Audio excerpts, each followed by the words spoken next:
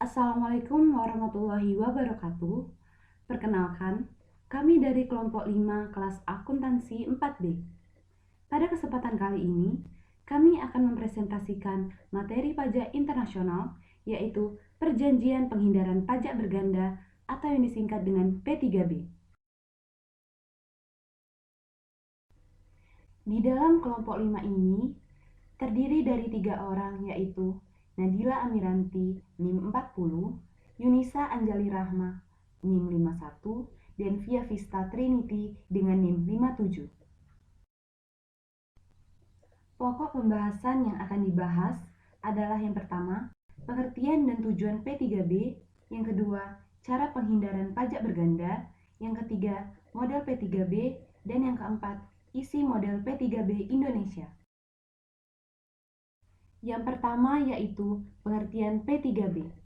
P3B atau Persetujuan Penghindaran Pajak Berganda adalah perjanjian pajak antara dua negara secara bilateral yang mengatur mengenai pembagian hak pemajakan yang diterima atau diperoleh penduduk dari salah satu atau kedua negara pada pihak persetujuan.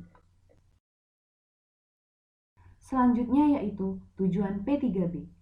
P3B mempunyai tujuan, yaitu yang pertama, memfasilitasi perdagangan internasional dan arus investasi antar negara, antara lain dengan cara menghindarkan pengenaan pajak berganda, memberikan pengaruh tarif pajak di negara sumber atas beberapa bentuk penghasilan tertentu.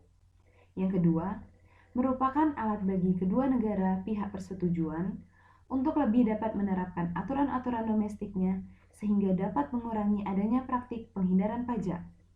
Misalnya, dengan memungkinkan masing-masing negara pihak persetujuan untuk saling tukar informasi, konsultasi bersama, atau mengadakan mutual agreement. Selanjutnya yaitu cara penghindaran pajak berganda. Dalam perpajakan internasional, terdapat beberapa pendekatan untuk memperingan atau mengeliminasi P3B, yakni cara yang pertama yaitu cara unilateral atau sepihak. Cara ini dilakukan dengan memasukkan ketentuan untuk menghindari pajak berganda dalam undang-undang suatu negara dengan suatu prosedur yang jelas, memiliki kekuatan hukum di dalamnya yang mengatur masyarakat atau badan internasional, yang ditetapkan sepihak oleh negara itu sendiri. Cara yang kedua yaitu cara bilateral atau antara dua negara. Cara bilateral dilakukan melalui suatu perundangan antar negara yang berkepentingan untuk menghindarkan terjadinya pajak berganda. Pencegahan pajak berganda secara bilateral adalah pencegahan pajak berganda yang disepakati bersama antar dua negara melalui suatu perjanjian khusus yang disebut convention atau agreement. Cara yang ketiga yaitu cara multilateral atau beberapa negara secara serempak. Cara multilateral dilakukan melalui suatu perundingan multilateral oleh lebih dari dua negara yang berkepentingan untuk menghindarkan terjadinya pajak berganda. Selanjutnya yaitu model P3B. Terdapat dua model P3B yang sering dijadikan acuan negara-negara di dunia dalam membuat P3B, yaitu OECD Model atau Organization for Economic Cooperation and Development Model dan UN Model atau United Nations Model. Perbedaan OECD Model dan UN Model. OECD Model dibuat berdasarkan perspektif atau kepentingan negara-negara maju, sedangkan UN Model dibuat berdasarkan perspektif atau kepentingan negara-negara berkembang. OECD Model lebih mengedepankan pada asas domisili negara yang memberikan jasa atau menanamkan modal di mana hak pemajakannya berada di negara domisili. Sedangkan UN Model lebih mengedepankan asas sumber penghasilan. Karena negara berkembang umumnya yang menggunakan jasa dan yang menerima modal dari luar negeri. Sehingga model ini lebih menerapkan pemajakan yang berasal dari negara yang memberi penghasilan atau negara sumber. Selanjutnya yaitu isi model P3B Indonesia. Indonesia mempunyai model sendiri yang disebut P3B Model Indonesia atau Indonesian Model, yang merupakan modifikasi dari UN Model. Di dalam isi model P3B Indonesia terdapat beberapa cakupan, seperti yang pertama yaitu subjek yang dicakup.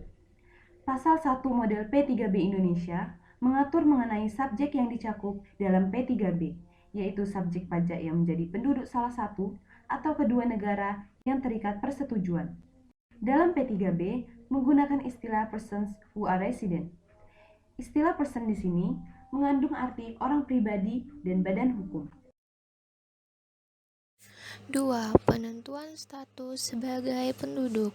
Untuk keperluan P3B, berdasarkan pasal 4 ayat 1 model P3B Indonesia, yang dimaksud dengan penduduk suatu negara yang terikat persetujuan adalah setiap orang atau badan yang menurut perundang-undangan negara tersebut dapat dikenakan pajak di negara tersebut berdasarkan domisilinya, tempat kediamannya, tempat kedudukan manajemennya, atau atas dasar lainnya yang sifatnya serupa.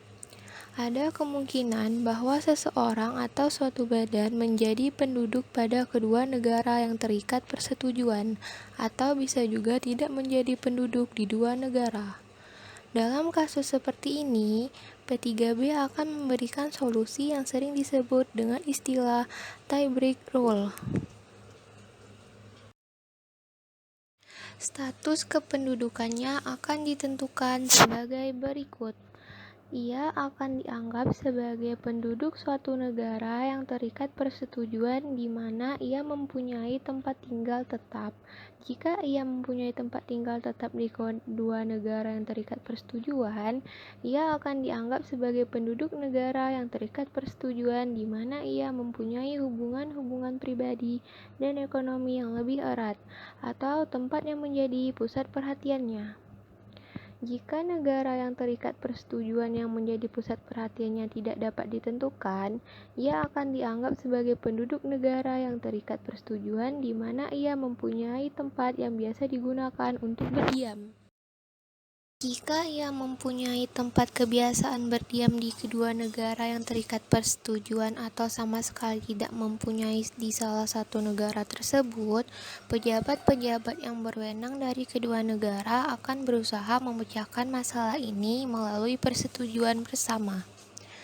Pasal 4 ayat 3 model P3B Indonesia mengatur bahwa apabila suatu pihak selain orang pribadi, misalnya subjek pajak badan, menjadi penduduk pada kedua negara yang terikat persetujuan, pejabat-pejabat yang berwenang dari kedua negara akan berusaha memecahkan masalah ini melalui persetujuan bersama. Pada beberapa P3B yang sekarang berlaku, apabila suatu badan menjadi penduduk pada kedua negara yang terikat persetujuan, badan tersebut akan dianggap sebagai penduduk negara di mana tempat kedudukan manajemen efektif badan tersebut berada. 3. Pajak-pajak yang dicakup dalam P3B.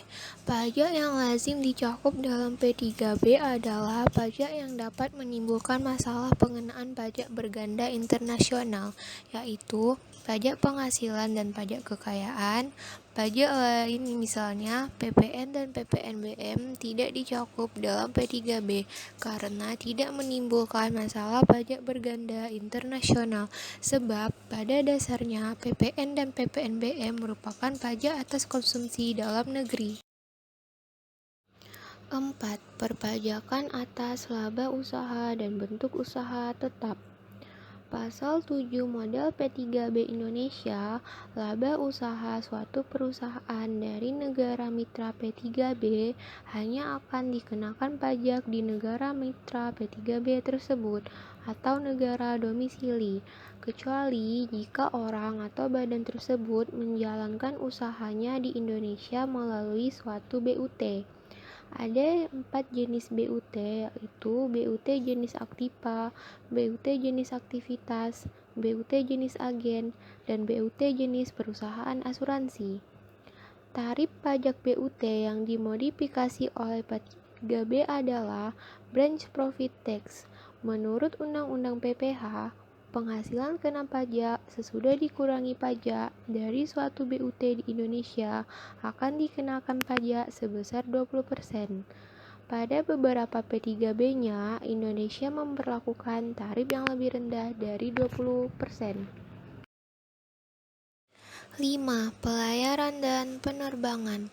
Berdasarkan pasal 8 model P3B Indonesia, laba yang bersumber di Indonesia yang diperoleh suatu perusahaan yang merupakan penduduk negara Treaty Partner dari pengoperasian kapal-kapal laut dalam jalur lalu lintas internasional dapat dikenakan pajak di Indonesia atau negara sumber. Tetapi pajak yang dikenakan tersebut akan dikurangi dengan jumlah yang sama dengan 50%-nya. Berbeda dengan perusahaan pelayaran, laba dari pengoperasian pesawat udara dalam jalur lalu lintas internasional oleh perusahaan penerbangan dari Treaty Partner hanya akan dikenakan pajak di negara Treaty Partner tersebut atau negara domisili. 6. Perpajakan atas penghasilan dari modal. Dengan adanya P3B, tarif pemotongan pajak atas passive income dimodifikasi menjadi kurang dari 20%. Perpajakan atas penghasilan dari modal meliputi dividen, bunga, dan royalti. Yang ketujuh, perpajakan atas penghasilan dari harta tidak bergerak.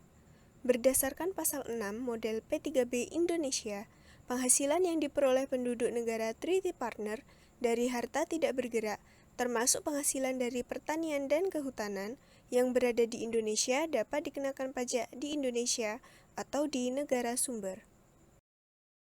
Kemudian yang kedelapan, perpajakan atas penghasilan dari pengalihan harta.